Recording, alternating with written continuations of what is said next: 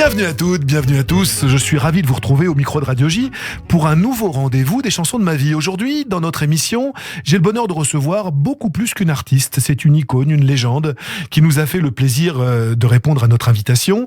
Voilà près de 50 ans qu'elle est l'idole de 3 générations d'enfants. Elle a fait du spectacle pour les tout-petits un genre à part entière et a donné ses lettres de noblesse à la chanson et au show pour les enfants. C'est Madame Chantal Goya que nous recevons aujourd'hui et cela nous fait très plaisir. Bonjour Chantal, comment allez-vous ? Bonjour, ça va bien, merci de me recevoir. C'est nous qui vous remercions d'avoir fait un petit détour jusqu'à notre micro.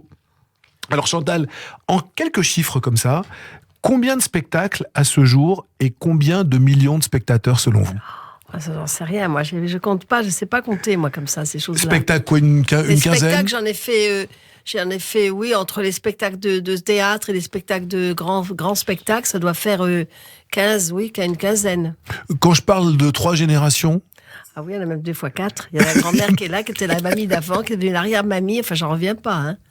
Alors, j'ai compté, moi j'ai fait un petit compte dans votre discographie, pas loin de 30 albums de chansons originales. Combien de millions de disques vendus à ce jour, ça vous À savez ? l'époque, on m'avait dit que c'était dans pas loin de 40 millions de disques 40 vendus. millions oui, de disques. certifiés par le SNEP. Est-ce que ça donne le vertige, ça, et quand on y pense, ou pas du tout ? C'est-à-dire que moi, comme je suis quelqu'un qui est tellement loin de tout ça, parce que moi, j'ai fait tout ça avec mon cœur pour donner aux autres quelque chose, du bonheur. Je comptais pas les choses qui... Ce que vous avez fait, d'ailleurs. Oui, ce que j'ai toujours fait. Mais quand je pense à mes débuts où je voulais pas chanter, je voulais pas être connue, je voulais même pas être comédienne, je voulais être journaliste et je voulais pas du tout faire cette belle histoire. Et comme nous allons avoir le plaisir d'en parler durant cette émission. Et comme je dis aussi, si j'avais jamais rencontré Jean-Jacques Debout, vous m'auriez jamais vu. Vous m'auriez jamais entendu parce que j'aurais pas été dans cette histoire, dans cette belle histoire. Vous ne regrettez rien ? Ah non, je suis ravie au contraire d'avoir un public aussi magique qui sont les enfants en 60, ça fait 40 ans, donc en 1980. Et aujourd'hui, être toujours là, c'est une chance inouïe. C'est même 75, et les tout débuts de... Ah oui, alors si on compte avec 75, évidemment, Adieu les jolis foulards, ça a commencé là, grâce au show des Carpentiers. Alors, Chantal, votre actualité aujourd'hui, donc c'est bien sûr une grande tournée, et partout en France, et puis un nouvel album de chansons traditionnelles de Noël. À ma connaissance, c'est la première fois que vous faites un album de Noël, je crois. Oui, j'ai jamais fait, parce que tous mes spectacles, c'était des cadeaux de Noël. On commençait avec notre producteur Roland Hubert au Palais des Congrès vers le 15 novembre, vers la Toussaint. Oui. On restait jusqu'au mois de janvier, on travaillait tous les jours, on faisait au moins 80 représentations, après on partait 1 an et demi en tournée, on faisait au moins 90 salles, 90 villes. C'est énorme. Mais tout ça pendant 7 ans. Et j'avoue que j'avais pas le temps de faire un disque de Noël. Il y en avait d'autres qui étaient des jolis disques. Je me disais, c'est pas la peine que j'en avais même acheté de certains artistes en me disant, tiens, je vais mettre ça dans le soulier. Mais oui, pour les enfants qui étaient petits chez moi. Mais, et je crois même que le patron de votre maison de disques vous disait, vous Chantal, j'ai entendu ça dans une émission de radio concurrente et néanmoins amie, où il vous disait, vous Chantal, ça commence à la Toussaint et au mois de février on passe aux autres artistes ensuite. Exactement, on n'entend plus parler de Chantal Goya, c'est fini, on avait fait les ventes de disques les plus énormes de toute une carrière, que juste à ce moment-là. Alors, un nouveau disque avec des chansons de Noël, bien sûr, avec les chansons traditionnelles de Noël, revisitées par votre complice de toujours, et votre compagnon, votre mari, Jean-Jacques Debout. Oui. Et puis Jean-Jacques Debout, dont on va avoir beaucoup l'occasion de reparler durant ce rendez-vous. Et puis, 3 chansons inédites, dont une chanson, allez là, moi je prends le pari avec nos auditeurs, une chanson qui a vraiment des airs de gros tubes, ça s'appelle Toi, mon doudou, et je vous propose qu'on l'écoute, cette chanson. Avec plaisir. Et toi, mon doudou, donc le nouveau titre de Chantal Goya. Vous dites de cette chanson, elle deviendra un succès intemporel comme je les aime. Vous avez toujours du feeling, du pif, pour sentir comme ça, un petit peu avant tout le monde, quelles sont, parmi les chansons que vous avez enregistrées, celles qui allaient devenir des gros succès ? Je ressens que le public, il a le même goût que moi. Déjà, c'est important. En fin de compte, ce qui est bien, c'est que le public m'a toujours guidée. Et je l'ai suivi, et ce public qui est toujours là depuis toutes ces années, ont ressenti les mêmes émotions que moi je les ressentais quand je les chantais et quand je les apprenais. En fin de compte, je suis très en osmose avec mon public. Alors des fois, le métier comprend rien.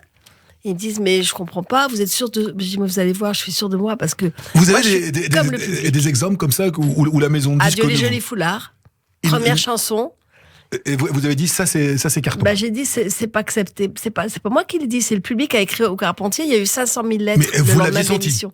Mais bien sûr que je l'ai senti. Parce que c'était une chanson que j'avais fait avec mon cœur et je pense que tout ce qui est c'est pas du showbiz, quoi. C'est beaucoup plus fort. Et du coup, je me suis dit, ça va toucher les gens. C'est de la sincérité, tout simplement. Oui, c'est de la sincérité, vous avez raison. Et du coup, je me suis dit, cette sincérité qui est en moi, ils vont la ressentir tout de suite, parce que les gens ne sont pas bêtes, ils ressentent tout de suite quand quelqu'un est sincère ou pas, hein, ça c'est direct. C'est évident, mais c'est ce qui fait la différence entre les artistes qui touchent le cœur du public et les autres, je pense. Ben voilà, on ne sait pas pourquoi, mais moi je sais pourquoi, c'est qu'on est sincère, on est vrai, et eux ils ressentent ça, et puis d'un coup, ben voilà, ils nous choisissent, et puis on est là pour longtemps, quand on les aime et quand ils nous aiment surtout.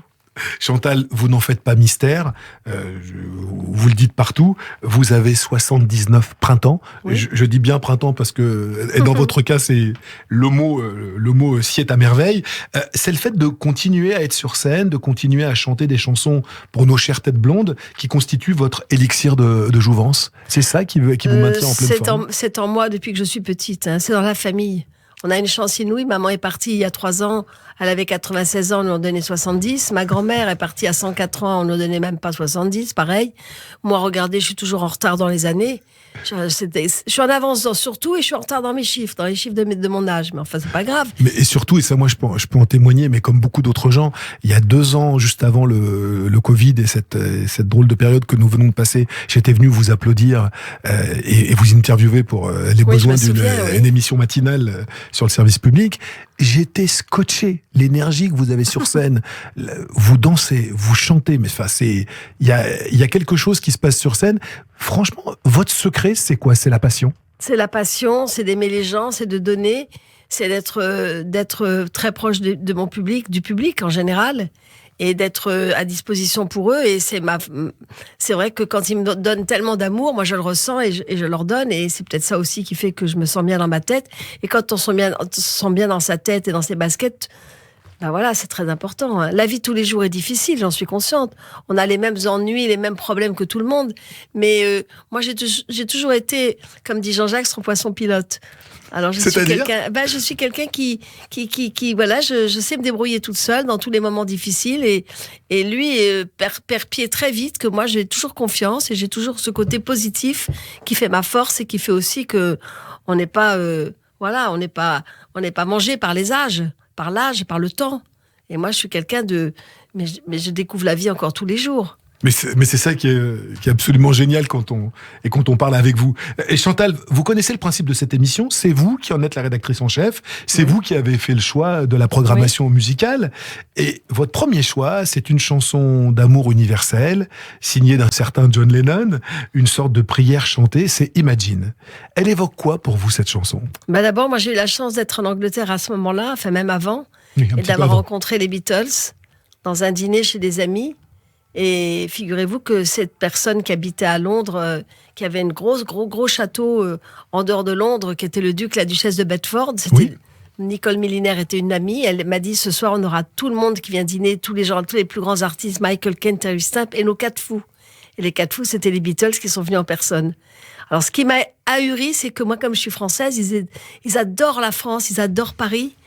Et d'être à table à côté d'une petite Française, pour eux, c'était le summum. Ça les a bluffés. Moi, j'étais plutôt contente d'être à côté d'eux parce que ce sont des génies de la musique. Il y a personne n'a refait ce qu'ils ont fait. Et lequel des 4 vous a le plus séduit? Tous. Il y en a pas. Il y en a un qui était drôle, c'est Ringo Starr. John Lennon, il était fabuleux. Quelle jolie voix, quel musicien, et quel auteur, quel compositeur. Et puis Paul McCartney, que j'ai vu dernièrement à Londres, quand j'étais à Londres le voir. Et je suis revenue à l'Arena à Paris, à la Défense le voir. Mais ce sont des génies. Alors, vous avez vécu à Londres juste après votre échec au baccalauréat. Oui. Vos parents vous envoient au lycée français de Londres. Mais avant Londres, il y a eu Saigon, où vous êtes né le 10 juin 1942. Oui. Et où vous êtes resté les 4 premières années de votre vie. Vous avez des souvenirs d'Indochine, vous en avez gardé? J'ai quelques souvenirs parce que je sais que j'étais élevée, enfin je me souviens que j'avais une Assam, c'est comme une nounou chinoise qui s'occupait de moi, qui m'a donné beaucoup de choses très fortes dans ma vie, qui m'ont permis aujourd'hui de me retrouver aussi forte que je suis aujourd'hui. Et je me souviens de la plantation de caoutchouc, je me souviens de maman qui était extrêmement jeune, elle avait 19 ans quand elle m'a eu, elle m'avait mis déjà au départ au fond de sa classe en première, dans un berceau. J'étais en première, j'étais déjà très intelligente. Oui. Hein. À un mois j'étais en première, mais surtout... Ce qu'on appelle une enfant précoce. Oui, non, mais c'est pour rire. Mais bien déjà, j'étais une petite fille très débrouillarde, me disait ma mère. J'avais peur de rien. Dès que je voyais un peu de pluie, je disais attention à la pluie. Voilà le parapluie que je la rapportais. J'avais 1 an et je parlais à tout le monde. Et j'étais pas quelqu'un de timide. J'étais quelqu'un, au contraire, qui n'avait peur de rien. Et ma mère était très, très, très importante et très forte. Comme moi, c'est elle qui m'a tout appris en fin de compte. Elle m'a parlé beaucoup, beaucoup.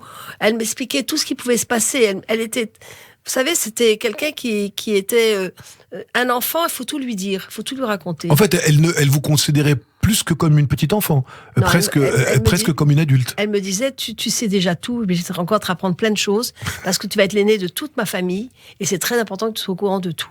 Moi, j'étais très fière de ça, j'étais contente. Mais je me souviens aussi que quand il y a eu la guerre avec le Viet Cong, oui. Là, maman m'avait dit... Ce qui vous a amené à quitter l'Indochine. Oui, puis surtout, mon père est arrivé attaché sur un chariot, et on allait le tuer. Et moi, j'ai dit à toute l'armée devant maman, vous tuerez jamais papa. C'est pas possible. Et puis, ils se sont retrouvés devant une petite fille qui avait toute petite, parce que j'étais très menue et petite à l'époque. Enfin, je ne suis pas non plus très grande. Non. J'ai pris quoi 30 cm de plus Maximum. Un peu plus. Bon, quand même un peu plus. Mais en tout cas, j'étais quelqu'un qui n'avait peur de rien. Donc, papa était détaché, il est revenu vers nous, il était très faible et ils sont partis. Mais on a l'impression que c'est quelque chose qui vous est resté, ça. Vous n'avez peur de rien. Enfin, non, mais j'ai pas peur.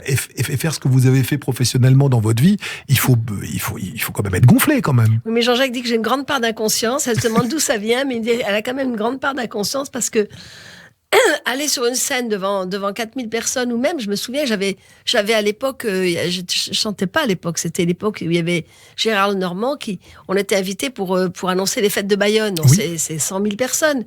Lui, il tremblait tellement que moi, j'ai attrapé le micro et j'aurais parlé en plus en basque. Comme ça, c'était dans la poche. C'était direct. Ben alors... Oui, mais j'ai peur de rien. Et je me souviens qu'aux arènes de Bayonne, tout le monde criait olé quand le taureau enfonçait le pauvre matador, et celle qui criait olé quand le matador fonçait sur le quand le taureau fonçait sur le matador, c'était moi. Vous. Et tout le monde me regardait, c'est qui celle-là qui hurle? Bah oui, mais moi j'ai proposition directe. Chantal, lorsque vous étiez petite, qu'est-ce qu'on écoutait chez vous, chez les Deux Guerres, qui est votre vrai nom, qui est votre vrai patronyme? On écoutait quoi? C'était quoi les chansons? Maman, elle écoutait beaucoup Tino Rossi. D'accord. Elle écoutait Charles Trenet. Elle écoutait Edith Piaf. Elle écoutait Jacqueline François. Et je me souviens, te regarder, j'ai le cœur qui chavire. Je me souviens de toutes ces vieilles paroles. Je dis, ça veut dire quoi qu'on a le cœur qui chavire? Mais j'étais toute petite, j'avais 8 ans. Mais c'est quoi un cœur qui chavire? Je comprends pas. D'habitude, c'est un bateau qui chavire. Mais c'est quoi un cœur qui chavire? Je comprenais. Et puis alors aussi, je disais à maman, comme c'était, allez, venez, Milord, vous asseoir à ma table. On ne peut pas l'inviter, Milord, qui vienne s'asseoir à la table avec nous. Moi, je sais des copains qui venaient et il fallait les inviter tous pour qu'ils viennent manger avec nous. Donc vous avez été bercé très vite par la grande tradition de la chanson française. Oui, toujours. Et alors après, la suite, c'est avec Jean-Jacques. Parce que du coup, tous ceux que j'ai entendus à la radio, je les ai vus en vrai, comme on dit. Mais ça, nous allons en parler après. Mais... Alors, et vous parliez du basque. Est-ce vrai que c'est un ami de Biarritz qui, trouvant que vous ressembliez à une toile de Francisco de Goya, qui vous a suggéré de prendre ce nom de pseudonyme, Goya? J'étais avec Jean-Jacques à l'époque, et il y avait un très grand, quelqu'un que j'adorais, c'est Guy Darkang, qui avait ce très beau château et qui a invité beaucoup d'artistes. Il avait invité Frank Sinatra, Sammy Davis, qui passait au casino de Biarritz, et qui était à l'hôtel du Palais. On a tous été dîner avec eux. Et moi, je chantais pas à l'époque. J'étais vraiment une petite fiancée de Jean-Jacques. Actrice déjà, quand même? Non, même pas. Parce que comédienne, c'était après le... 66. Bah oui, après, c'est bien Bernard. Alors, le monsieur Darkang m'avait dit, Guy Darkang m'avait dit, je crois que c'est même son papa, le vieux marquis m'a dit, regardez ce beau tableau que nous avons dans la famille, qui était un vrai Goya. Moi, j'en revenais pas. Et il me dit, vous avez vu la petite fille, le petit garçon au bout, qui a sa collerette comme ça, blanche, avec sa frange, on dirait que c'est vous. Vous devriez vous appeler Chantal Goya. Je dis, ça tombe bien, parce que mon père m'a dit que si jamais j'étais artiste, il fallait que je change de nom tout de suite, parce que si ça marchait pas, de quoi on aurait l'air? Voilà, toc. Et ben, je me suis appelée Chantal Goya. Vous l'avez trouvé. À quel moment vous avez su qu'être artiste, ce serait votre métier? Vous en rêviez un petit peu Non, ou pas du tout? Non, je voulais surtout pas être connue et pas chanter. C'était pour moi catastrophique parce que pour moi chanter c'était Paul Anka, c'était les Carpenters qui avaient des voix si belles, mais moi je me considérais pas comme une chanteuse. Alors je voulais voir Daniel Philippakis, que je savais, parce que nous Daniel Philippakis qui était le grand patron d'Europe 1. Oui, mais je me disais, j'ai des magazines à Londres, ils sont tellement modernes qu'on va trouver un magazine en France et je vais être leur correspondante. Alors j'allais voir Daniel Philippakis avec Jean-Jacques, on était en 65. Pour être journaliste? Oui, pour être journaliste, parce qu'on n'avait pas peur de leur dire, est-ce que c'est pas une petite chronique pour moi? Ça serait sympa. Moi, j'ai écrit très bien en français, en anglais. Je fais la même en Angleterre. Je suis très amie avec des journaux en Angleterre. Qu'est-ce qu'on fait? Il me regarde et me dit, non, je veux que tu chantes. Je voudrais que vous chantiez. Jean-Jacques, tu peux me faire une chanson? J'ai une chanson pour qui? Mais pour vous. Je produis tout de suite. J'ai dit, mais Daniel, je suis pas du tout une chanteuse. Et Jean-Jacques est descendu dans la rue. Il avait un petit gamin qui courait dans la rue. Tu t'appelles comment? Bernard. Et hop, il m'a fait, c'est bien Bernard, le plus vénard de la bande. C'est parti comme ça. Qu'est-ce que c'est que cette chanson? Moi qui aimais les Beatles, qui étaient à Londres, avec Cliff Richard, avec je sais pas, toutes les belles chansons qu'on entendait à l'époque, Paul Anka, tout ça. Non, c'est pas possible. Eh ben, il l'a mis sur les ondes et 1 million de disques vendus. Et après, il a monté Mademoiselle Ashton et j'étais mannequin. Du coup, je faisais toutes les photos de mode alors que je voulais pas. Alors, j'avais toujours André Berg, ce pauvre Jean-Jacques Damour qui n'est plus là, qui était mes photographes, et Jean-Marie Perrier. Et à chaque fois, je faisais des photos avec eux. Mais franchement, c'était pas mon truc. Si vous saviez, je partais à la séance de disques en pleurant. Je veux pas y aller, je veux pas chanter. Ça vous plaisait pas du tout? Non, c'était un supplice. Et le cinéma et votre rencontre? Alors là, c'était le bouquet, là. Avec Godard. Godard, c'était pas un mec facile. Moi, je l'aimais bien. Il a pas eu de réputation d'être un monsieur le plus facile qui soit. Moi, je l'aimais bien parce que ça collait tout à fait avec moi. Sauf qu'un jour, c'est Daniel qui m'a dit, il t'a vu à la télévision, il m'a vu dans les Rendez-vous sur le Rhin avec Albert Resner. Oui. Il te veut dans masculin-féminin. Tu vas représenter la jeune fille aujourd'hui moderne qui chante en plus. Madeleine qui chante, et avec Jean-Pierre Léaud que j'adorais dans Les 400 coups, et Marlène Jobert que j'adorais aussi parce que je la voyais souvent à la maison avec Claude Berry, qui était son ami à l'époque. Et quand on a commencé tous les trois, on était tellement complices. Toutes les deux, on était très complices. Et le film s'est passé, mais en un mois, comme une lettre à la poste. Il n'y avait pas de scénario. J'étais contente. Il n'y avait rien à apprendre. On était complètement naturels. Elle aimait pas parce qu'elle a été vraie actrice. Et elle voulait un scénario. Et moi, je dis, mais laisse tomber, on dit ce qu'on veut. C'est génial. Regarde, je suis numéro 3 au Japon. L'autre, il le prend. Non, mais tout était fait d'une manière... Ça vous a pas donné envie de continuer? Mais non, parce que moi, j'avais déjà donné un ordre très clair. Je voulais pas embrasser un garçon, je voulais pas être à poil. Alors c'était restreint. Ça restreint beaucoup. Surtout qu'à l'époque, on disait, oh, la petite Chantal, ils étaient contents, ils voulaient tous me voir un petit peu dénudée. Embrasser un garçon, moi, je pourrais jamais. Non, mais je peux pas. J'ai mon mari, j'ai eu un enfant, mais je peux pas. Alors du coup, il m'a dit, vous serez jamais une vedette. Je dis, c'est pas grave, j'en ai une à la maison, c'est ma machine à laver. Et toc. Voilà. Et Chantal, ce passage à Londres, ça a été une période déterminante dans votre vie? Oui, très importante. La plus importante pour moi, c'est que j'avais ma chambre, vous vous rendez compte? Parce que moi, j'étais l'aînée de 4 frères et sœurs. Oui. J'étais l'aînée de 5 enfants. Et nous, on avait une chambre, on était des lits superposés. 1, 2, 3, 4. Moi. Alors, quand je sortais, alors c'était comment? Tu as vu qui? Alors, j'ai vu Jean-Jacques Debout, j'ai vu des artistes, Sacha Distel, non. Alors, on parlait la nuit comme ça. Puis après, quand j'étais plus grande, je voulais ma chambre à moi. Alors, ma chambre à moi, c'est quand j'étais au père en Angleterre. Donc là, j'étais comme quelqu'un d'important, qui était considéré, qui était responsable. Vous aviez votre place à vous? Oui, j'avais ma place. Puis j'avais tous les copains qui arrivaient de France, qu'on retrouvait dans les boîtes de nuit à gauche, à droite. Mais j'étais quelqu'un de très... je faisais pas de bêtises. J'étais très sage. Très sage, très sérieuse. Oui. Je vous propose de retourner un tout petit peu à Londres, le temps d'écouter Imagine, John Lennon. On l'écoute. Le choix de Chantal Goya dans les chansons de ma vie sur Radio J, c'est un genre de prière païenne, cette chanson. Quel rapport, Chantal, entretenez-vous avec la spiritualité? Moi, mes parents sont partis, je les sens très proches de moi. Je pense pas qu'ils sont partis pour l'éternité, que je ne les reverrai plus. Je les sens tout proches, je sens leur force. Et moi, je pense que les gens qui sont très malheureux sur la terre, c'est parce qu'on pense à nous. Mais eux, ils sont peut-être là-haut, ils sont heureux, et c'est là l'essentiel. Quand maman est partie, elle me disait, dis à ton père qui vienne me chercher. Je dis, mais papa, maman, j'ai pas les clés de là-haut, je connais même pas les rues, comment veux-tu que j'aille là-haut? Alors après, elle me dit, dis à Bertrand, tu appelles Bertrand. Le hasard a fait que quand elle est décédée, c'est l'entreprise Bertrand qui est venue la chercher. J'ai dit, voilà, elle va être contente, maman, l'entreprise Bertrand est là. C'était un concours de circonstances invraisemblable. Et je suis pas quelqu'un qui pleure beaucoup, moi, je suis quelqu'un qui Le chagrin pleure à l'intérieur. Le chagrin est à l'intérieur, mais je suis pas démonstrative de toute manière. Mais je sentais que maman était heureuse de partir. Elle avait retrouvé toute sa famille. Ça, c'était l'essentiel pour moi. Vous êtes quelqu'un de croyant ? Oui, je suis croyante, bien sûr. Pratiquante aussi ? Je vais quelquefois à l'église, oui. Je vais quelquefois. J'ai fait ma communion solennelle, comme j'étais dans une école religieuse, et je me suis baladée dans tout le métro pour qu'on voit ma belle robe blanche, qui était dû arriver toute grise à la maison. Elle devait être moins blanche à l'arrivée. Quand j'étais petite, je faisais la quête à Remiremont, j'étais dans les Vosges. Alors ma grand-mère me disait que c'était insupportable parce que je passais la petite urne, enfin pas une urne, une petite boîte rouge, et je disais aux gens, dis donc, vous avez une belle maison, vous donnez pas grand-chose, hein. Chantal, une vie, une carrière, une vie, oui. C'est fait de plein et de déliés. Dans les moments les plus difficiles, dans les périodes les plus arides, la spiritualité, la foi, c'est quelque chose qui vous a aidé à traverser des moments. C'est que je me disais, si ça m'arrive, si ce qui m'arrive est tellement difficile, je pense que c'est un très bon choix qui vient de m'arriver. Je pense que... Ah non, mais il faut quand même le faire, hein.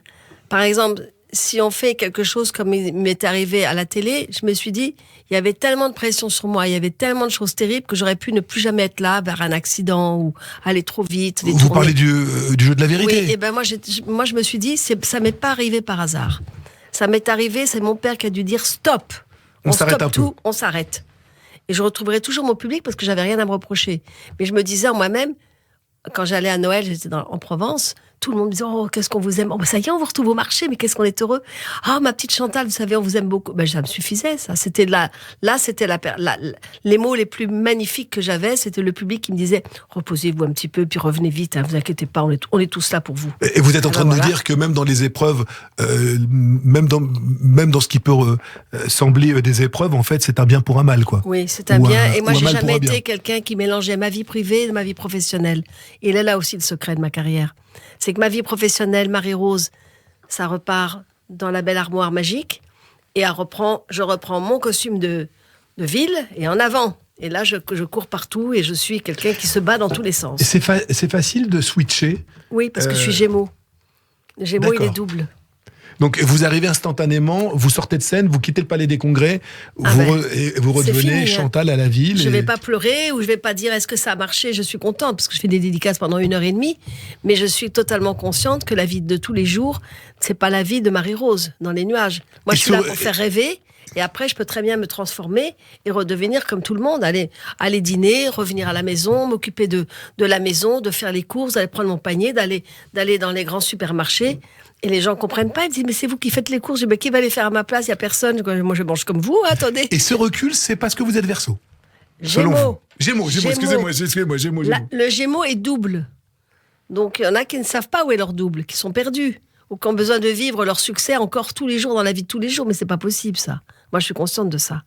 Donc je mets dans un coin Marie-Rose et Chantal debout repart. Eh oui, c'est ma force. J'ai toujours su qu'il fallait séparer les deux.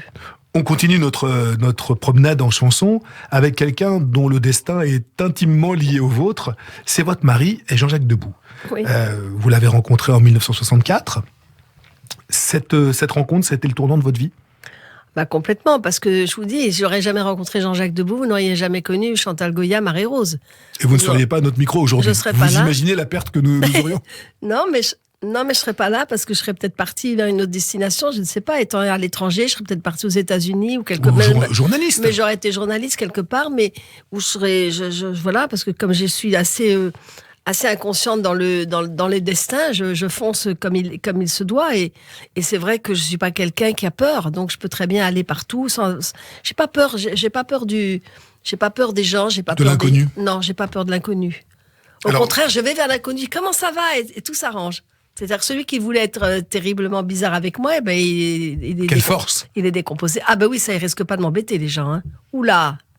Ça n'a pas question. Mais Jean-Jacques, ça a été un tournant dans ma vie parce que lui, il m'a rencontré, il m'a quand même dit un soir dans ce dîner à des fiançailles, on se mariera. J'ai l'impression de toujours vous connaître. On se mariera, on aura 2 enfants, vous serez célèbre à 30 ans et vous chanterez à l'opéra. J'ai dit, mais attendez, moi j'ai 17 ans, 18 ans, je sors des écoles, je vais partir en Angleterre, je ne vais pas me marier.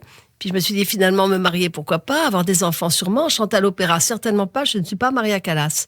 Et être connue, certainement pas. Ben, vous voyez que tout est arrivé, parce que j'ai même chanté à l'opéra pour le Noël de Jacques Chirac. Vous l'avez fait. Alors, vous êtes marié et vous avez prédit le mariage 25 février 1966. Oui. Et c'est pour vous qu'il écrit en 64, donc 2 ans au préalable, Nos doigts se sont croisés, chanson avec laquelle il obtient la Rose d'Or d'Antibes en 1964. Après Les Boutons dorés en 1959, je crois savoir que c'est une des chansons qui lui a apporté la plus grande reconnaissance artistique. Ah ben oui, évidemment, puisqu'il a eu ça, il a eu 3 chansons dans sa carrière. Il y a eu Les Boutons dorés, Nos doigts se sont croisés et Redeviens Virginie. Voilà. Ça, c'était des millions de disques vendus, mais ça, c'est le beau Jean-Jacques Debout, et j'aimerais qu'il rechante et qu'il revienne sur scène et qu'il fasse un nouvel album avec ses anciennes chansons et les nouvelles. Et je peux vous dire que je vais y arriver jusqu'au bout. Jean-Jacques, si vous nous entendez, vous savez ce qu'il vous reste à faire. Ben oui, c'est au piano, et il compose. Ça a tout de suite été une évidence. Bon, pour lui, ça, on a bien compris que vous étiez une évidence, et vous avez mis du temps à...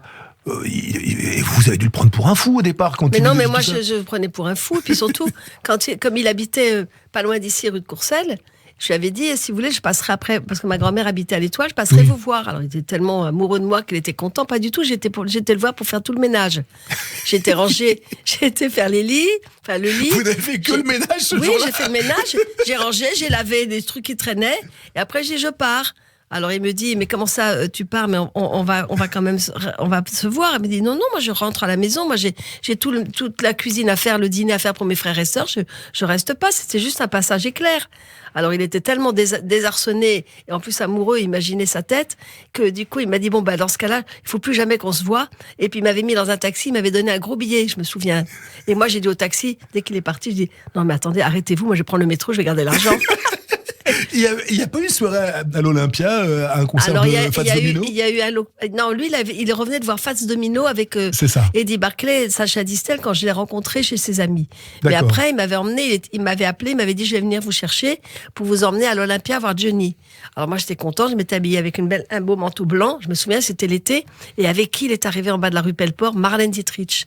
C'est-à-dire que le long de l'hôpital Tenon, où tout le monde triste parce que c'est la fin, quoi. Là, derrière, c'est la fin. Il y avait Marlène Dietrich dans la voiture avec des grands gants blancs en satin. Et moi, je descends. Et toute ma famille à la fenêtre, mon père, ma mère, mes frères, mes sœurs, comme dans la chanson. Qui était le jeune homme. Le jeune homme. Et qui était avec lui, c'était Marlène Dietrich. Mais arrivé à l'Olympia, il m'a dit, je ne sais pas comment te le dire, mais si ça t'ennuie pas, il n'y a pas la place devant, il y a une place derrière avec les petites ouvreuses. Oh, je suis ravie, moi je veux pas être devant, surtout pas. Ça y est, ça commençait. Je veux pas qu'on me voie, je veux pas qu'on sache qui je suis, donc je reste avec les ouvreuses. Ça a toujours été une constante chez vous, ne pas vouloir être devant. Moi, j'aime pas être devant, j'aime pas qu'on me voie, je trouve qu'il faut être très discret. Vraiment, c'est difficile aujourd'hui. Aujourd'hui, c'est impossible pour vous. Chantal, avant qu'on aille plus loin, on va l'écouter, Jean-Jacques Debout. Avec plaisir. Et Nos doigts se sont croisés, une chanson donc qu'il a écrite pour vous. Nos doigts se sont croisés, une chanson de Jean-Jacques Debout, une chanson paroles et musique de Jean-Jacques Debout, écrite pour Chantal Goya, qui est notre invitée dans les chansons de ma vie sur Radio J. Chantal, on va rester en compagnie de Jean-Jacques, puisque vous avez choisi dans ce programme une chanson interprétée par Johnny, mais qui a été composée et écrite par Jean-Jacques. Et cette chanson, c'est Pour moi la vive, elle va commencer. Une chanson extraite du film D'où viens-tu de Johnny, dont Johnny était la vedette. Johnny Rivière, c'était son nom dans le film, et qui revenait en Camargue sur un beau cheval. Voilà. Et il y avait cette chanson qui était chantée. C'était un genre de western à la française, un film qui était réalisé par Noël Howard et produit, si ma mémoire est bonne, par Ray Ventura. Je crois savoir que c'est Ray Ventura qui avait fait appel à Jean-Jacques pour cette chanson. Oui, il l'avait demandé, mais ce qui est drôle, c'est que j'étais dernièrement à Toulouse, il y a même pas une semaine, et un monsieur m'a donné une photo, il m'a dit, voilà, vous donnerez cette photo à Jean-Jacques Debout. C'est l'hôtel de France où il était avec Johnny, et c'est le piano sur lequel il a composé, la photo du piano sur lequel il a composé. Pour moi, la vie va commencer. Il est toujours dans cet hôtel, le piano n'a pas bougé. Et Jean-Jacques me disait, quand Ray Ventura m'a demandé cette chanson que je la fasse dans la nuit, la directrice la propriétaire de l'hôtel a dit, ah non, ne jouez pas la nuit, tous les gens vont se sauver, ils dorment, il est déjà 1h du matin. Ils sont obligés de mettre des serviettes en éponge. Johnny a mis toutes les serviettes en éponge, y compris son peignoir de bain. Et quand j'ai vu ce piano, qui est un petit piano droit, je pensais à tout ça et je vais la montrer à Jean-Jacques parce que je l'ai pas revu depuis. Mais je vais lui montrer tout ça, le souvenir, parce que ça existe toujours. Vous voyez, quelqu'un m'a amené cette photo. Donc c'est comme Et ça en fait, qu'il a ce sont écrit. ces serviettes en éponge qui ont fait sourdine, en fait, qui ont fait qu'il a pu composer. Qui ont fait que les gens n'ont pas entendu la musique et qu'ils ont très bien dormi. Et que Jean-Jacques a composé à 2h du matin. Pour moi, la vie va commencer. Il a tout écrit voilà. en une nuit. Ah oui, ça souvent, ça lui arrive. Capitaine Flamme, il a fait pareil. En une nuit, en une après-midi ou dans un café. J'étais à côté de lui, alors je sais. Il a des fulgurances comme ça, c'est... Oui, il ressent les... Pourtant, c'est quelqu'un qui n'écrit pas la musique, Jean-Jacques. Hein. Donc, il ressent les airs, il les sent arriver en lui, et puis les paroles viennent avec la musique. C'est un peu comme Charles Trenet. Vous avez remarqué, les mots de Charles Trenet chantent dans sa musique. Bien fidèle, fidèle. Et ben lui, ça chante, ces mots chantent aussi. Ce sont des mots qui correspondent à la musique. C'est très, très, Jean-Jacques très important. A très souvent écrit ses paroles. Bon, les musiques, il les a toujours composées. Ses paroles étaient souvent signées seulement par lui. Il a eu aussi une collaboration avec Roger Dumas. Mais Roger était venu habiter chez nous et il lui avait dit à Jean-Jacques, comme tu es tellement littéraire, je vais t'apprendre à faire des chansons. Donc Roger a appris à faire des chansons et c'est comme ça qu'il a écrit Roger avec Dumas, Jean-Jacques. qui était un immense comédien qui nous a quittés il y a quelques années. Qui était un ami intime de Jean-Jacques, surtout et de moi. Et donc Roger m'a écrit... beaucoup de choses en collaboration avec Jean-Jacques. Mais toutes les belles chansons, comme par exemple Dans la forêt de l'automne, ce matin est arrivé une chose que personne n'aurait pu imaginer au bois de morte fontaine, où vont à morte saison tous les chasseurs de la plaine, c'est une révolution. C'est le côté littéraire de Roger. Par contre, Jean-Jacques, c'est ce matin un lapin a tué un chasseur. L'évidence est là, quoi. L'évidence est là. Mais tous les deux, ils ont écrit des très belles chansons. Très, très belles. Chantal, on a tout dit, tout raconté, tout écrit sur Johnny. Pour vous, Chantal, votre Johnny à vous, c'était qui ? Quelqu'un de merveilleux, c'est un grand frère, c'était quelqu'un qui était extrêmement gentil, qui aimait faire la cuisine, qui aimait bien manger, qui était proche de ses amis. Et puis Johnny, il a toujours été quelqu'un d'extrêmement gentil avec nous tous. Et quel regard il portait sur votre carrière ? Alors lui, c'était incroyable, parce que quand j'ai chanté Les Jolis Foulards, je me souviens que personne n'en voulait à l'époque, parce que c'était une chanson qui ne correspondait pas à ce que les radios voulaient. Ils étaient dans Claude François. En 75, on est complètement à contre-courant. Mais oui, mais il venait d'arriver 500 000 lettres chez les Carpentiers, donc c'était quand même énorme. Et moi, je me souviens que j'ai fait des pieds et des mains, j'ai vu toutes les maisons de disques avec mon album, parce qu'il fallait que je réenregistre la chanson. Et à ce moment-là, que ce soit les grands patrons de Philips, mais tout ce qui pouvait être imaginé. Philippe Aki n'était plus producteur, donc je ne vais pas présenter. Et là, on m'a dit non, c'est pas possible. Et puis il y a quelqu'un qui, en allant voir un jour José Feliciano au Rex, m'a dit, Jean-Jacques me l'a dit, ce monsieur, il va être très important pour toi. Je dis, mais c'est qui ? Il m'a dit, tu vas voir, il va venir te voir. Il est venu me voir. François Dacla ? Voilà, qui m'a dit, c'est tellement joli cette chanson. Et moi, j'aimerais bien qui la sort. J'ai personne, elle est dans la voiture, dans un sac en plastique. Eh ben, écoutez, venez demain matin. J'ai mon bureau à 8h. Moi, à 7h, j'étais devant sa porte. J'avais mon sac en plastique. Il l'a sorti tout de suite et on a fait 1 million de disques. Et on a le patron des disques RCA, quand même, pour nous, et nos Parce que auditeurs. Voilà, c'était le patron de disques RCA. Et il m'avait donné. Et dedans, dans l'écurie, il y avait Alain Souchon qui commençait, Mylène Farmer qui voulait arrêter parce que ça n'intéressait plus de chanter. Woolsey qui chantait évidemment. Sous son vrai nom, sous le nom de Lucien Woolsey. Il a fait et Michel Fugain. Et un jour, Dacla nous a dit, vous êtes les 4 numéros 1 du métier. Vous vendez tellement de disques tous les 4. Est-ce qu'on pourrait faire quelque chose pour Noël ? Amener le champagne à ceux qui emballent les CD, qui les fabriquent, vous savez, la machine, les machins. Et puis, enfin, les disques, c'est pas les CD, les disques. Et comme ça, on leur amènera un cadeau. Alors, mettez vos tennis, un bon blouson, on part. On est tous partis là-bas à l'usine. Et on a passé un moment merveilleux, mais ça n'existe plus tout ça aujourd'hui. Tout se passe par des plateformes via Internet. Et Johnny, quand il a vu, pour en revenir à Johnny, quand il a vu cette espèce d'essor que votre carrière il était content. Et un jour, je me souviens, au Palais des Congrès. Et moi, vous savez, il y a des moments où je me change très vite. Oui. Alors j'étais là, puis d'un coup, je sentais une présence. C'était Johnny. Oh là là, je dis, mais qu'est-ce qu'il fait là, lui ? En coulisses, il était venu voir 2 secondes mon spectacle, enfin 2 secondes, un quart d'heure. La planète merveilleuse, avec la petite fille qui dansait avec moi, la petite Luciole. Il m'a dit, tu nous auras tout fait, toi. Parce qu'il m'a connu, je sentais pas. Hein. Bien sûr. Il m'a dit, tu te rends compte le monde qu'il y a ? Tu es consciente ? Je dis, mais oui, mais Johnny, je sais même pas combien il y a de monde, parce que moi, je vois rien. Je vois que du noir. Heureusement, je vois personne. Il m'a dit, je peux te dire que c'est archi plein. Même les escaliers sont pleins. Je dis, c'est dingue. Non, mais après, il était très content. Il m'a dit, j'imagine. C'est fou. Il voulait que je chante du rock. Je dis non, mais tu m'as fait chanter du rock, moi ça va pas, non. Là, je perds tout mon public d'un coup. Pour moi, la vie va commencer, une chanson signée Jean-Jacques Debout pour Johnny Hallyday. Est-ce qu'on peut dire que c'est cette chanson-là qui a lancé la carrière d'auteur-compositeur pour les autres de Jean-Jacques, c'est sa première grande chanson, oui. C'est son premier gros tube. Il le dit toujours que grâce à Johnny et Sylvie, et ce sont les premières grandes réussites de sa carrière, ce sont grâce à Johnny et Sylvie, évidemment. Alors Chantal, on continue notre voyage au pays des chansons qui ont marqué votre vie. On arrive à une chanson de quelqu'un, d'une artiste qui vous a fait un jour une prédiction étonnante. Cette artiste, cette grande dame de la chanson, c'est Barbara. Et bien avant votre succès, elle vous avait prédit que vous seriez une institution dans les années 80, décennie où vous avez connu tous les succès. Et racontez-nous cela. Barbara, était très amie avec Jean-Jacques, d'autant plus qu'il avait fait une tournée avec elle au Canada. Et que moi, je la voyais souvent quand mes enfants étaient petits, rue des Saints-Pères. Mon fils disait, elle est drôle, ton amie, on dirait un motard. Forcément, c'était ses grosses lunettes. Elle me disait, c'est charmant. Nous sommes très bien accueillis avec sa voix. Et puis Jean-Jacques m'avait dit, je vais venir parce que Barbara, elle va venir. Mais surtout, si jamais je ne peux pas être au rendez-vous, tu t'occupes d'elle. Mais il n'était jamais venu. Il était pris par une comédie musicale qui s'appelait W au Châtelet. Oui. Et elle m'avait dit, mais qu'est-ce qu'on va faire? J'ai dit, on va peut-être dîner ensemble. Je vous invite. Ah non, c'est moi qui vous invite. C'est moi qu'on va se tutoyer. Et puis, elle est venue un jour, j'étais en 82, j'avais déjà fait le soulier qui vole. Oui, donc ça marchait déjà très fort. Oui, mais elle venait voir la planète merveilleuse avec tout son village. Elle avait invité, elle avait pris un bus qu'elle avait payé, elle avait mis tout le monde dedans et elle avait acheté les places. Parce que Barbara, c'est comme ça, elle veut pas de place gratuite. Les habitants de Précy-sur-Eure. Voilà, ils sont tous venus, ils étaient une trentaine.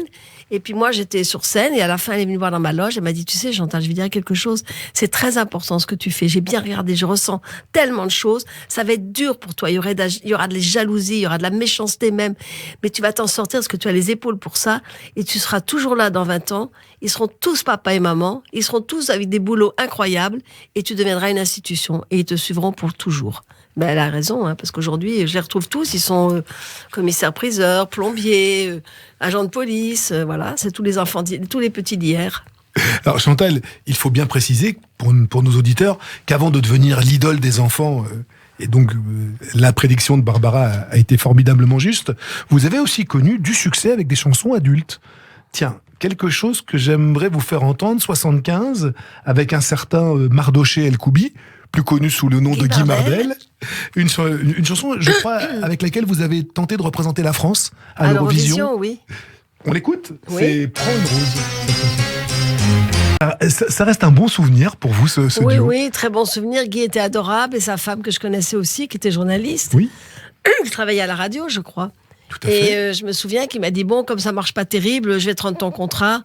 Si je dis, c'est pas grave, on fera autre chose. Et c'était juste avant que ça décolle pour vous? C'était avant de jolis foulards, voilà. C'est-à-dire que il a rendu mon contrat et 6 mois après, Jean-Jacques m'a écrit à les jolis foulards pour remplacer Brigitte Bardot qui pouvait pas venir à l'émission de Carlos. Bien sûr. Pas pour faire une séquence sur moi, rien du tout. C'était le numéro 1 de Carlos, Brigitte Bardot devait venir, elle annule dans l'après-midi, on vous appelle. On m'appelle, Jean-Jacques se met au piano, je l'enregistre à 200 à l'heure, je monte là-haut avec tous les gosses avec les miens, on a les cheveux bien propres, une jolie robe, on chante adieu les jolis foulards, et là c'est la folie. Ça a commencé comme ça. Mais lorsque vous chantez Prends une rose, vous qui avez un instinct absolument incroyable, vous sentiez que c'était pas votre place? Ouais, j'étais pas à l'aise. J'étais pas à l'aise, je me cachais derrière lui. C'était pratique. Alors, il risquait pas de me prendre à l'Eurovision. Je me cachais. Il disait, mais tu es où? Mais je me cache derrière toi parce que j'ai trop peur et je me sens pas à l'aise du tout. Alors, vous savez que... Parce que c'était pas vous. J'étais à nu. Il y avait pas de décor, il y avait rien. J'étais pas un personnage, c'était moi. Alors moi, quand quand vous me mettez dans un restaurant à traverser pour aller retrouver Jean-Jacques, je vous dis pas l'angoisse que ça me prend. Hein. Alors que sur scène, j'ai pas peur du tout. Lorsque vous êtes dans votre personnage public, vous n'êtes pas dérangé. Si c'est vous qu'on doit voir, là ça vous ennuie. Oui, encore, c'est ce que vous nous disiez en je suis un peu comme Johnny, qui est Gémeaux. Hein. Johnny, il est Gémeaux, et vous avez vu, Johnny est très timide dans la vie, et sur scène, c'est un monstre de générosité, et un archange au milieu de tout le monde. Il est exceptionnel. Et dans la vie, il est dans son coin, il examine tout, il regarde tout, il est un peu comme moi, on observe tout. On dit rien, on observe. Et je crois savoir que Guy Mardel, maintenant, vit en Israël. Mais il devrait venir, il devrait me faire venir chanter, je devrais aller chanter là-bas. Je suis jamais allée chanter, je Guy, sais pas. si tu nous écoutes, Voilà, je Guy. crois qu'il vit à Jérusalem. Il est assez pratiquant. Il est assez Ben oui. pratiquant dans la religion juive. Et donc voilà, Guy, si tu nous entends, Chantal a très envie de venir Ben, je chanter viendrai, avec toi. surtout que vous aimez tellement les enfants en Israël. C'est la ville des familles, des grandes familles. Alors, aujourd'hui, maintenant que vous êtes devenu une légende, vous n'avez pas envie parfois de revenir à certaines chansons adultes? Non. Vraiment pas. C'est Non. quelque chose qui ne vous. Non. On vous a proposé. J'imagine on que me Jean-Jacques demande. a tenté même de Ah vous non, écrire non, des Jean-Jacques, il n'a chansons. jamais tenté. Jamais. Il me connaît, il me dit, alors là, c'est une catastrophe si elle nous fait ça. C'est pas du tout son style, son genre. Non, non, moi, je suis bien dans mon histoire, dans mes comédies musicales. Je suis bien là-dedans, mais j'y arriverai pas. Hein. De même que je joue au théâtre, j'y arriverai pas. J'ai des propositions énormes, mais je peux pas. Je vais faire foirer toute la pièce. Je vais dire autre chose qu'il faut dire et je sais pas être. Moi, ce qui m'a toujours plu dans ce que je faisais, c'est qu'on m'a laissé libre. Oui. J'ai pas eu quelqu'un qui m'a imposé un style. Tu t'habilles comme ci, tu t'habilles comme ça. C'est vous qui vous êtes imposé votre propre personnage. C'est moi qui m'occupe de Marie-Rose. Voilà. Alors, lorsque Barbara vous avait prédit que vous deviendriez une institution, elle ne s'était pas trompée. Et dans tous les milieux, même ceux a priori où on ne vous attendait pas, je me souviens être pour les besoins de Télématin, être venu dans les années 2000, vous rencontrer pour un reportage où vous tourniez au Queen. Vous vous attendiez à devenir une icône gay? Non. Alors non, pas du tout. J'ai beaucoup d'amis gays, ça c'est Oui. sûr. Je m'entends très très bien avec eux parce que moi ils sont très protecteurs, ils me fichent la paix, ils sont très joyeux et c'était des grandes fêtes. Morosi, tout ça, Thierry Luron, c'était quand même des fêtes où on a bien rigolé tous. Moi, je me rappelle au Queen Le Queen, c'était la folie. de centaines de garçons torse nu avec des oreilles de lapin. Et des oreilles de lapin en train de chanter ce matin lapin avec Tous. vous. Mais oui, alors ça se passait à minuit, même à 1h du matin.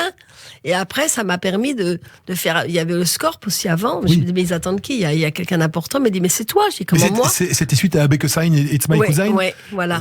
La reprise qui avait été à faite dans partir le de là, film. j'ai fait au moins 200 boîtes de nuit dans toute la France.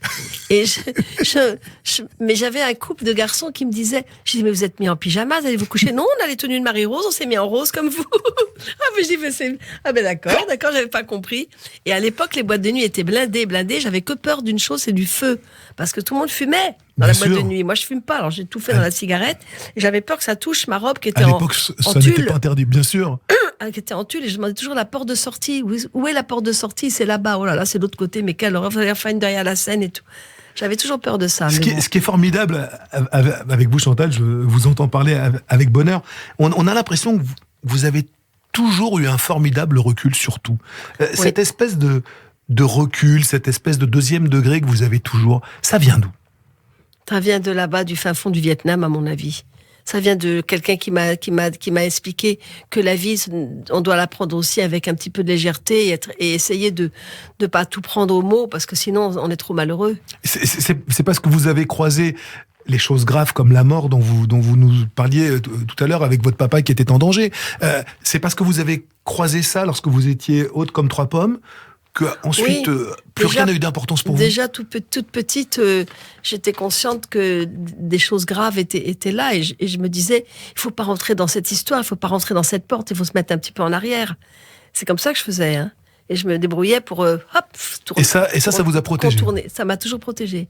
Et ne jamais rentrer dans le. J'ai jamais été. Et Dieu sait s'il y avait des garçons et des hommes qui essayaient de m'attirer, de me dire venez, on va vous proposer des tas de choses. Bah, je dis alors, vous êtes mal barré avec moi. Hein. Oula, je vais sortir le bâton, vous allez voir ce qui va vous arriver. Non, ça marchait pas avec moi. Ça marchait pas du tout. J'ai jamais eu de problème de ce côté-là parce que j'étais quelqu'un de très entière et la première personne qui osait me toucher, je hurlais tellement qu'elle partait en courant.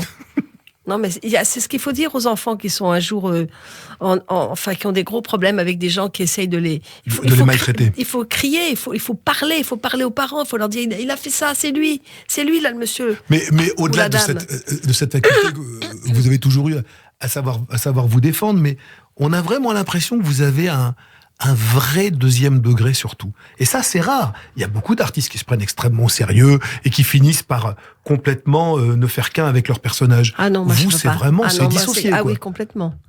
Moi, quand je suis en vacances et que Marie-Rose n'est pas là, c'est pas grave. Elle sait qu'elle est bien avec les costumes, dans son armoire, et qu'on ouvrira l'armoire magique plus tard. Mais je mélange pas. J'y arrive pas. Je peux pas mélanger. Chantal, vous Même avez... avant de rentrer sur scène, quand les enfants étaient petits, j'avais pas encore la robe sur moi. Alors, qu'est-ce qu'ils ont à manger? Le steak haché, les pommes de terre, n'oubliez pas les frites et tout. Ah oui, on rentre, ça y est. Au revoir. Et puis, là, dès que j'ai la robe, ça y est, je suis Marie-Rose. Vous avez été la cible des humoristes, des imitateurs. Je pense notamment à Thierry Leluron, qui vous a pas épargné dans certaines de ses imitations. Vous avez vécu comment tout ça? Très bien. Je hurlais de rire. Je leur demandais de continuer en pire. Ils ne voulaient pas parce qu'ils disaient « Ah non, mais elle est terrible. » Oh, non, mais Thierry, c'est un ami, il n'a jamais été méchant. Hein. C'est quelqu'un qui n'est pas méchant et qui était au contraire mon petit fiancé de la télé. Donc lui, je respectais. J'avais dit à Coluche, tu peux pas dire des conneries sur moi à la télé. Ah ben c'est ça, tous les enfants de France vont être contre moi. Mais non, mais... moi, quand je voyais quelqu'un se moquer de moi, eh bien, j'avais beaucoup de recul. Je disais, mais comment tu peux penser? Tu as écrit ça quand? Ben, j'ai écrit ça le dimanche. Quand je fais, quoi, le dimanche, t'as encore le temps de penser à écrire des conneries sur moi aussi bêtes? Ben, dis donc, je vais t'emmener avec moi te promener. Tu vas aller au Louvre, tu verras que c'est mieux que Chantal Goya. Hein. Alors là, il était dépité. Il me disait, mais qu'est-ce que tu racontes? Mais oui, vous passez trop de temps à raconter des conneries sur moi. Ça ne me touche pas. Voilà. Chantal, qu'est-ce qui peut vous mettre en colère?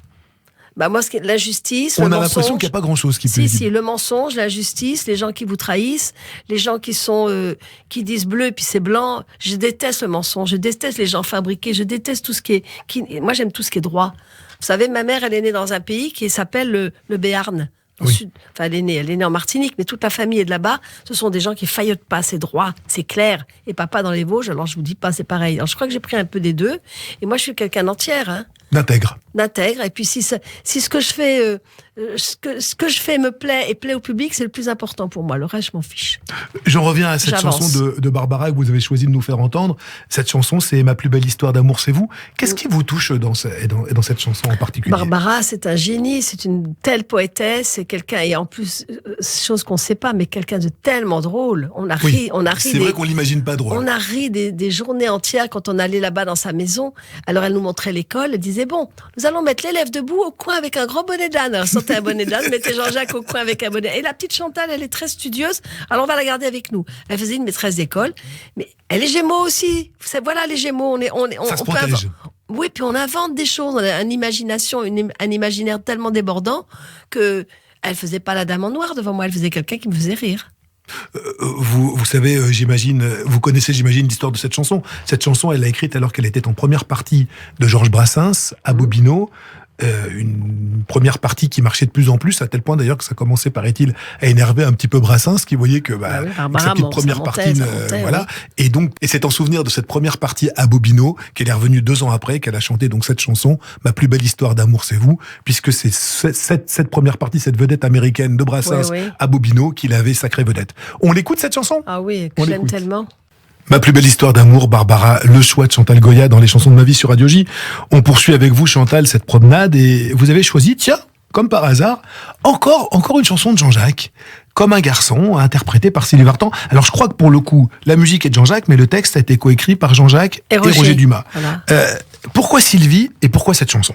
Cette chanson, elle avait été demandée à Jean-Jacques par Sylvie parce qu'il y avait il manquait une chanson dans son album. Ils sont partis en Angleterre et c'est cet arrangeur magnifique qui avait fait comment elle s'appelle cette chanson je perds le nom maintenant. Enfin bon, peu importe. Je la retrouverai après. Qui avait fait Goldfinger, voilà. D'accord. L'arrangeur de Goldfinger qui a fait l'arrangement et Jean-Jacques est arrivé avec cette chanson avec Roger au dernier moment. Et quand l'arrangeur a entendu cette chanson, il a dit ça va être ça le numéro 1 de tout l'album. Et Comme un garçon, pourquoi? Parce qu'on commençait à entrer, c'était la fin des années 60, début des années 70, c'était la mode unisexe, c'est ça? Oui, je crois pas. Je crois que comme on habitait Saint-Germain-des-Prés, c'était une mode comme ça, mais Sylvie les cheveux longs, puis c'est Roger et Jean-Jacques qui ont eu cette idée, et puis ceux qui sifflent derrière, c'est Jean-Jacques, Roger, Carlos, tous les copains qui ont sifflé derrière. On a coutume de dire que dans ce métier, il n'y a pas beaucoup d'amis. Vous avez, vous, beaucoup d'amis dans ce métier ou pas? Ben, j'ai eu beaucoup d'amis, mais ils ont tous disparu. Il y en a eu beaucoup qui sont partis. Moi, je suis pas la période d'aujourd'hui, je suis la période d'avant, et tous ces amis merveilleux, qui sont même des grands artistes, ne sont plus là, hélas. Sont partis, et je me souviens que ma dernière grosse télévision avant le Covid, en mars, c'était... À côté de nous, il y avait Christophe. Oui. Et on parlait avec lui, on chantait avec lui, on était très proche de lui. On a appris qu'il était donc en train de partir et ça nous a fait beaucoup de peine. Mais beaucoup de nos amis sont partis. C'est pour ça que la génération d'aujourd'hui, il reste quoi? Il reste des amis comme Souchon, que j'aime beaucoup, Alain. Oui. Laurent Voulzy, que j'ai vu à Châteauroux, dans la cathédrale chanter. C'est magnifique. Ça. Magnifique, Ça c'est plein tournait d'émotions. des églises est magnifique. Et sa voix est très belle dans les églises. Et c'est exactement ce qu'il aime. Il a une petite musicienne qui est américaine, qui est fabuleuse aussi à côté de lui. Qui est superbe. Qui joue de la harpe électronique, c'est magnifique. Ben voilà, moi je reconnais que beaucoup de gens sont partis aujourd'hui et que je ne reverrai plus, mais je pense à eux. Et lorsque Jean-Jacques termine une nouvelle chanson, c'est à vous qu'il la chante en premier? C'est à vous? Déjà, il faut que je l'enregistre parce qu'il a comme pour l'enregistrer, il y en a tous qui ont des appareils à je sais pas combien de millions. Lui, il a un vieux machin avec des cassettes. Ça existe encore, ça? Oui, il le trouve sur eBay, mais il le trouve difficilement. Il dit, mais pourquoi ils refont plus tous ces appareils que j'aimais tant? Alors c'est une cassette qu'il met, il le joue au piano, et moi je passe derrière avec mon iPhone et je l'enregistre sur l'enregistrement, quoi. Là, c'est quand les chansons sont pour vous, mais quand il écrit pour les autres. Mais pareil, pour les autres, c'est pareil. Des fois, il perd la musique. Heureusement que je l'ai enregistré par hasard. Mais c'est à vous qu'il demande l'avis en premier. Il la chante, je l'entends. Il joue beaucoup de piano. Oui. Maintenant qu'il est à la campagne, c'est plus facile pour lui de jouer du piano qu'à Paris, parce qu'il avait peur de déranger un peu tout le monde. Quoique les gens étaient ravis, disons, on entendait Jean-Jacques Debout, on était ravis. J'imagine. Mais non, il a des idées, et puis quelquefois il pense à quelqu'un, et puis il fait une très belle chanson. Oui, c'est comme ça que ça se passe. Alors, pour les chansons qui vous étaient destinées, il vous est arrivé parfois de le faire rebosser, de lui dire ça, je suis pas d'accord, tiens, ça, tu devrais retravailler le couplet, tu devrais travailler le refrain. Non, moi j'avais une chanson que m'avait offert Roger et Jean-Jacques, tous les deux. Ça s'appelait Le Père Noël. C'est l'OVNI du Père Noël. Je dis, qu'est-ce que c'est que cette histoire? Le Père Noël vient pas en OVNI. Puis moi, je suis assez catégorique. Quand j'aime pas, je veux pas. Alors il m'a dit, mais c'est une belle chanson. Écoute, j'ai dit, oui, c'est peut-être très joli, mais je vois pas l'intérêt. Je l'avais chanté pour leur faire plaisir, mais je l'avais pas du tout promotionné parce que pour moi, le Père Noël, il vient avec son traîneau et il vient du ciel avec toutes ces. C'est une légende, le Père Noël. Ça vient pas en OVNI. Donc ils ont pris leur chanson, leur Père Noël, leur revenu, et ils sont repartis avec. Voilà, j'ai dit c'est terminé, j'en veux pas. Voilà. C'est toujours facile de travailler avec l'homme de sa vie. C'est compliqué parce que moi je suis la dernière servie. Là je vais enregistrer lundi, vous imaginez des chansons que j'ai jamais entendues pour un spectacle qu'on va faire à Hesdin. Alors il va y avoir un spectacle, c'est mon spectacle et mélanger 5 chansons pour montrer au maire qu'il pourrait faire un son et lumière. Donc on va partir en 1515 avec Mao d'Artois pour revenir au lapin et au panda. Je ne sais pas comment je vais faire, mais j'ai trouvé une idée. Je vais dire au lapin, mais tu te rends compte, même dans cette forêt magique, il y a des gens qui sont arrivés de 1540, il va falloir qu'ils repartent chez eux, et puis qu'on reste chez nous en 2021. Non, mais ça, c'est du Jean-Jacques. Voilà, il m'a fait là, une belle histoire qui va passer le 23 décembre à Hesdin, mais à 22 décembre à Hesdin, mais il va falloir que je me débrouille avec tous ces gens qui arrivent déguisés de je ne sais combien d'années en arrière. Combien de siècles, hein. Mais oui, mais ça, c'est, voilà. Et même Jean-Jacques me dit, ah oui, je crois que quand même, c'est un peu gros, là, maintenant. Je dis, ah bah oui, c'est plus que gros. Et c'est à vous à vous débrouiller. Ah bah, c'est à moi de me débrouiller, exactement. À trouver le lien, le fameux lien entre tout le monde. Lorsque vous avez créé tous ces merveilleux spectacles, vous aviez des tâches qui étaient bien réparties, l'un et l'autre. Moi, j'écoutais tout ce qu'il me raconte l'histoire. Pour moi, c'est les logiques, c'est formidable. Parce que les enfants sont très, très, très logiques. Si je comprends que c'est logique, qu'on passe pas de Pierre à Paul en passant par en arrière, en avant, ça, c'est compliqué dans ma tête. Mais s'il y a un fil conducteur qui est simple et logique, surtout qu'à un moment, il me dit, tu marques tout sur un cahier, ce que tu as envie de dire. Et après, tu te débrouilles. Alors moi, je marque tout ce que j'ai envie de dire. Et après, le cahier, c'est terminé. Je l'oublie. Je le jette à l'entrée de la scène. Et vous y allez. En avant. Et les costumes, par contre, c'était vous? Ah oui, parce que moi, on était très amis avec Jean-Jacques, avec Philippe Binot, qui faisait des costumes pour l'opéra.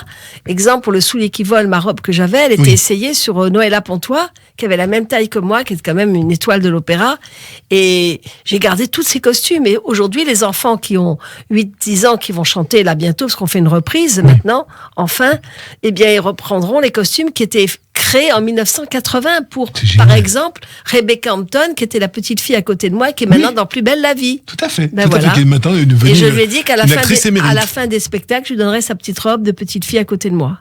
Et vos enfants, et vos 2 enfants, quel regard ils portent sur votre carrière et sur votre œuvre, sur tout ce chemin que vous avez parcouru ensemble? Ils sont très contents, ils sont très heureux. Ils ont la fibre artistique aussi.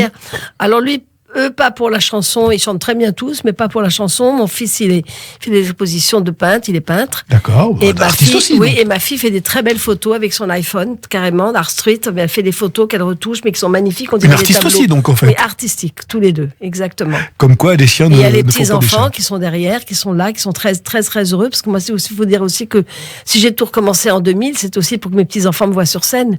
Et quel genre de mamie êtes-vous? Ah, ben moi, je suis mamie gâteau, hein. Oh là Totalement. là. Puis, et ça doit leur faire bizarre de vous voir. Déjà, il me dit, t'as pas une tête de mamie. Je dis, comment j'ai pas une tête de mamie? T'as pas la voix d'une mamie, t'as pas la tête d'une mamie, mais t'es quand même notre mamie. Non, mais moi, je leur explique tout, j'en parle beaucoup, on se voit souvent. Et ça me fait trop plaisir d'avoir des petits-enfants. Je les ai eus à 48 ans, en fin de compte, c'est jeune. Très très jeune, vous Mais avez été oui. une toute jeune mamie. Oui, mais oui. Donc en ma fait, petite vous fille, êtes. ma petite fille, elle est arrivée, j'avais 48 ans. Elle est arrivée, et en plus, c'est des petits. Ma petite fille, ma belle-fille est mauricienne, donc c'est un beau mélange. Tous les trois, ils sont adorables, très gentils. Et mon petit-fils Noé, qui est le fils de ma fille, alors lui, il est dans les études, il est très très fort en ce moment. Et tous ces petits-enfants nous font énormément de bonheur, nous donnent beaucoup de bonheur. Globalement, l'amour des enfants, vos petits-enfants et tous ces enfants que vous avez rencontrés de par vos spectacles, c'est ça le plus beau cadeau que vous avez fait ce métier. Oui. Moi, je suis heureuse avec toute ma famille et je les rends heureux en même temps et je rends heureux tous ceux qui sont autour de moi, toutes les familles, et je suis surtout heureuse de savoir que dans le public, quand je rencontre mon public, je fais partie de leur famille. C'est comme si j'étais... Et vous êtes rentrée dans leur Oui, dans leur je famille. suis en photo chez eux et ça, c'est un très beau cadeau pour moi. Chantal, quelqu'un qui fait partie de votre famille aussi, Sylvie Vartan, Oui. comme un garçon, on l'écoute. Chantal, on arrive à la fin de ce voyage, on pourrait parler toute la nuit avec vous, tellement c'est agréable, agréable, de bavarder avec vous. Je rappelle votre actualité, un nouvel album de Noël. Et puis bon, le doudou. Moi, encore une fois, je prends le pari que cette chanson, beaucoup d'enfants et d'adultes aussi vont la chanter. Les spectacles, une grosse reprise aussi en janvier 2022. Chantal, vous avez connu tous les honneurs, tous les succès. Qu'est-ce qui vous pousse encore et toujours à aller de l'avant, à aller encore aujourd'hui à la rencontre de votre public? C'est quoi? C'est vital pour vous? C'est vital parce que j'ai fait ça pendant 40 ans de ma vie. Je peux pas l'arrêter du jour au lendemain. C'est pas possible. En même temps, si le public est toujours là, c'est réconfortant et c'est très important. Surtout aujourd'hui où on a passé 2 ans difficiles, où tout ce qui vient de nous arriver est terrible. On n'a jamais imaginé une chose pareille. Et vous voyez, moi, j'ai quand même eu un espèce de pressentiment un petit peu avant Noël, avant qu'on soit tous confinés. J'avais dit à une amie qui était là-bas dans le Loir-et-Cher, j'avais dit, qui est chercheuse en même temps, j'avais dit, mais dis-moi, si on avait un problème bactériologique ou de virus qui arrivait, et si on n'a pas d'antidote, qu'est-ce qui va se passer? Elle me dit, oh là là, ça serait le pire de tout. Et 4 mois après, c'est arrivé. J'ai dit, tu te rends compte, on en avait parlé à Noël, et c'est arrivé, mais comment on va faire? Et c'est pas fini, hein. Alors il faut être positif. L'antidote, on l'a maintenant. Il faut être positif. Il y a le vaccin. Il y a le vaccin. Moi, je suis vaccinée, bien sûr, mais moi, je me souviens que quand j'attendais ma fille, il y avait cette fameuse grippe espagnole. Mais on n'était pas au courant de tout ça. On vivait normalement. C'était aussi terrible, mais on le savait pas. Il y avait la grippe de Hong Kong aussi. Bien sûr. La grippe de Hong Kong, c'est celle-là. Moi, je croyais qu'elle restait là-bas à Hong Kong. Pas du tout. Elle était partout. Et je pense qu'avec toutes les radios, les télés, surtout les télés bon, on est obligé d'informer. Mais il y a un moment, vous savez, les gens sont fragiles et je pense que beaucoup de gens sont tombés en dépression, ont été fragilisés par tout ce qui s'est passé. Moi, j'ai eu la chance d'être à la campagne, j'ai pas vécu pareil. Parce que j'avais pas le masque, j'étais pas enfermée. Je pouvais continuer à faire mon jardin, à pousser des plantes, à regarder la nature, à dire merci. Merci au ciel d'exister à travers la nature qui était là. Mais j'avoue que des amis qui ont des petits appartements avec leurs enfants, c'était compliqué. Beaucoup moins évident, c'était compliqué, très compliqué. Puis cette maladie, on la connaissait pas. On est arrivé à faire Maintenant, il faut qu'on trouve aussi un vaccin. Peut-être pas un vaccin, comment dit-on? Pas un vaccin, on l'a le vaccin. Un médicament. Un médicament, voilà. On a des instituts. Et vous, en Israël, vous êtes très forts aussi. Moi, je suis en France. Non, mais je sais, mais là-bas, ils font des choses formidables partout dans le monde. Tout le monde veut essayer d'y arriver. Il faut qu'on y arrive. Notre Institut Pasteur est magnifique. On va y arriver. En tout cas, Chantal, aujourd'hui, les salles se remplissent. Oui. Aujourd'hui, les gens reviennent vous voir. On aura beaucoup de plaisir et nos auditeurs auront beaucoup de plaisir à venir vous voir et vous voir sur scène. On vous souhaite jusqu'à 120 ans de continuer à faire de super spectacles et à rendre des générations encore d'enfants heureux. Merci beaucoup, Chantal. Merci beaucoup et gros bisous à vous tous. Merci. Merci.